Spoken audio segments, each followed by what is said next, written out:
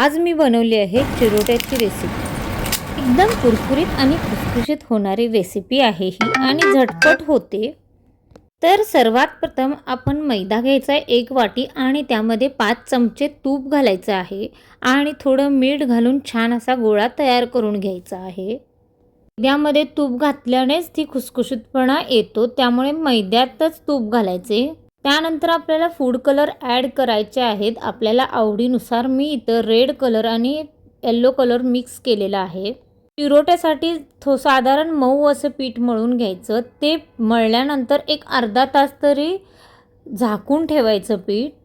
त्या प्रकारे मी गोळे तयार केलेले आहेत। एका वाटीचे मी 5 असे पेढे तयार होतील असे गोळे घेतलेले आहेत आणि त्यानंतर लाटून छान घेतल्यानंतर त्याला तूप आणि कॉर्नफ्लॉवरचा साठा लावणार आहोत। तसेच आपण मधी-मधी ड्रायफ्रूटची पावडर ही घातलेली आहे। छान असं प्रत्येक पारीला ते साठा लावून घ्यायचा आणि दुसरी पारी ठेवायची। त्यानंतर मस्त असा रोल तयार करून घ्यायचा 5 ह्याचा आणि थोडा असा प्रेस करून कट करून घ्यायचा।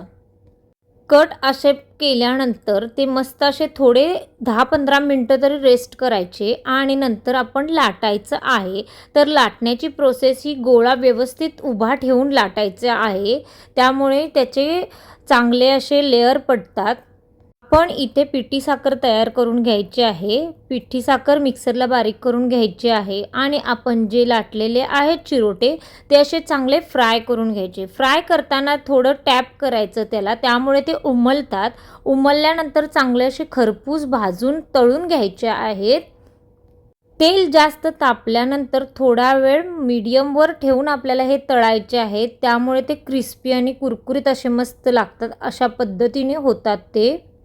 झाले तर ते चांगले लागणार नाही, त्याच्यावर पिठी साखर लागल्यानंतर ते मऊ लागतील, पूर्ण होतील। अशा पद्धतीने आपण त्याच्यावर गरम-गरम असतानाच पिठी साखर चांगली पसरून घ्यायची आणि आपण ते टिफिनमध्ये भरले तर चालतात। तर तुम्हाला ही माझी रेसिपी आवडली असेल तर माझ्या चॅनेलला लाईक करा, शेअर करा, कमेंट करा, सबस्क्राईब करा। से बाय बाय।